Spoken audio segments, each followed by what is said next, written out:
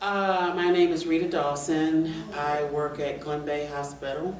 I've worked there for about 12 years. I am also an alumni of Glenbeigh, and that's pretty much how I got here. Yeah. Awesome. So tell us, so you're a person in long-term recovery. Tell us a little bit about like what your recovery looks like today. How long's it been, and what does it look like today? So my sober date is September 14th, 1997. So what that means to me is from that day to this day, I haven't found it necessary to use any mood or mind altering chemical substances. And my recovery means everything to me because without that I have nothing. And I've worked really, really hard to get where I am today. I was a chronic relapser. I would go into treatment with all those barriers that women have, and some of my own that I brought in with me. And I wasn't ready until I was ready. So Polly interviewed me for his podcast, and he asked me about the pieces to the pie of my recovery. So what makes up your recovery today? Gosh, many things make up my recovery today. I don't know. I'm not willing to give up what I worked so hard for. I think it's the biggest piece of the pie. I just don't want to live that way anymore. And, coming to Glenbeigh and going into sober living, which was huge for me, and meeting women who not only told me how to live, but they showed me how to live this way of life. And so getting active, that's huge service. Just being active in the community, active in my recovery, I think that's my pie, and I think my family, I'm just not willing to put them through what they've gone through. Yeah. Awesome. Well, congratulations. Thank you. Okay, so women specifically, we talk about sometimes that we can't quite always put it into words why it's sometimes not harder, but there are different barriers for women than there are for men to recovery. So as someone who works at Glenbeigh, as someone who's in recovery, what are some of those big barriers? I think the biggest barrier, well, there are a few barriers that I've been thinking about. One barrier I think is women struggle because they wear so many hats, right? They're moms, employers, sisters, daughters, and I think we find ourselves trying to be all to everyone, and we forget about ourselves. And so I see it a lot where women come into treatment, but then all these outside issues or things pop up and they got to go, they have to go. Toxic relationships, not willing, the fear of giving up that relationship, because if I give that relationship up, then what do I do? Where do I go? How do I live? And I think sometimes also, I think about women who have children and needing to be in treatment long. I think a barrier is not having enough places for women and children. I think those are the biggest barriers that I can think of right now that I deal with on a daily basis. I need to get home to take care of my kids, or they're not in a safe place, or, sometimes kids, to be able to come to treatment, sometimes kids will be put in a place where that person is using,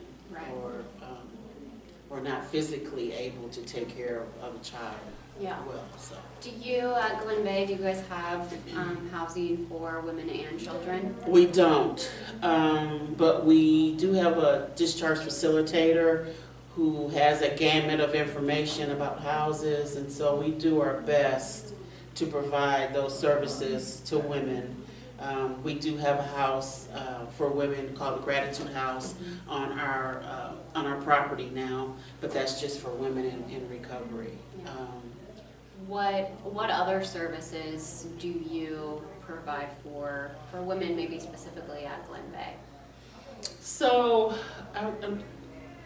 Maybe like family support or? family support, we have the family program, which saddens me a lot because my thing is if your loved one is in treatment, you need to be in treatment as well. And for many reasons, not everyone can do that. Or if your loved one has been in treatment more than once or twice, then you don't think you need to come yet. It's a family illness and everybody needs to recover. So we have those things. I think, we have specific group therapy, women with women, men with men, so women get to talk about those issues that they have and get support and feedback. Yeah. What about any recent, maybe success stories? Oh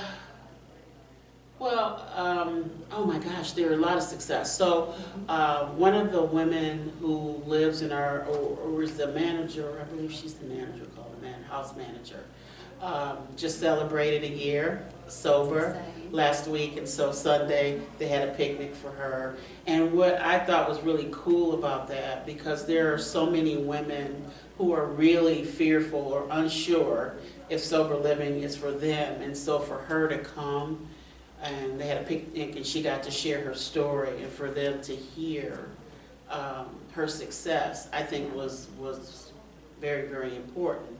I'm working with a young lady right now who I just want to take her and drive her to a house and put her in it. Unfortunately, I can't do that. And I'm really struggling with that because she's not ready to go home and resume being a mom and back to work. I think sometimes women feel like I come to treatment, I feel better, I look better, I'm thinking a little clearer, then I'm ready to go back to life. Well, that's life on life's terms, and it's so much to deal with of being a mom, going to work and paying bills, and being in a relationship, or whatever the case may be. It's just a lot, and I think women sometimes don't get that whole picture. Yes. Of just taking some time. You know, I say to my group all the time, this may be your one shot. This may be your one and only time to be able to just take care of yourself and put everything on hold just to get well so you can go back and be a participant in your own life. Yep. I remember just, like, I did have the ability to take time just for myself for that self-care, but with a family to support, with everything else, it is very difficult. Yeah, and I get it. I don't have children, but I'm eternally grateful that I was allowed that as well. So when I left Glenbeigh, I went to Sober Living, which was really a residential treatment center, and I got to stay there 6 months. And when I think about my frame of mind and where I was at mentally, physically, emotionally, spiritually, I needed to be there a lot longer. Yeah, more than Not 6 real months. proud of that, but I'm eternally grateful Yeah. because it gave me some time to work on those issues and get a solid plan of action for myself, and to know that I didn't have to do that by myself. I think sometimes we think, I need to do this, I need to do that, but we recover better together. I need other people to be honest and say, hey, have you thought about this? Or here's another suggestion. Hold you accountable. Yeah, and say, hey, wait a minute, that Yeah. doesn't sound right. What are Yeah. you thinking? So, since you went through Sober Living, tell me a little bit about women's housing. We see a lot more of men's housing, I feel like, in St. Louis, where I'm from, than women's housing. But we need women's housing. Well, I was truly blessed to go to the house that I went to, and that house is still up and running in Painesville, Ohio. It's called the Oakhouse. And so back then when you went, there was no fee. So you knew when you went in that you got to stay for that 6 months. And now the Oakhouse has, they built a new house, and so you can bring, I think, babies, maybe up to 5 years old, 4 years old. So they're really doing some progressive things today to help women and men. Excuse me. So they have a men's program and a women's program. And so my counselor at Glenbeigh knew what she was doing to send me there. Even though I was afraid, I was afraid. I don't know, just so many things were going through my head, but I knew I was sick and tired of living the way I was living, so I had to give it a chance. And the crazy thing is, I'd gone there before, and I got booted out of there because I didn't want to follow the rules. I was a little rebel without a cause. There you go. So, yeah, you live and you learn. Yeah. And literally, 10 months later, I was back there. Consequences, they came pretty fast and furious, and so, yeah. All those things that people were trying to share with me, I got to experience them, and I waved the flag, like, I'm ready now. Yeah. So. Do you stay in touch with any of the women that were in the house with you at the time?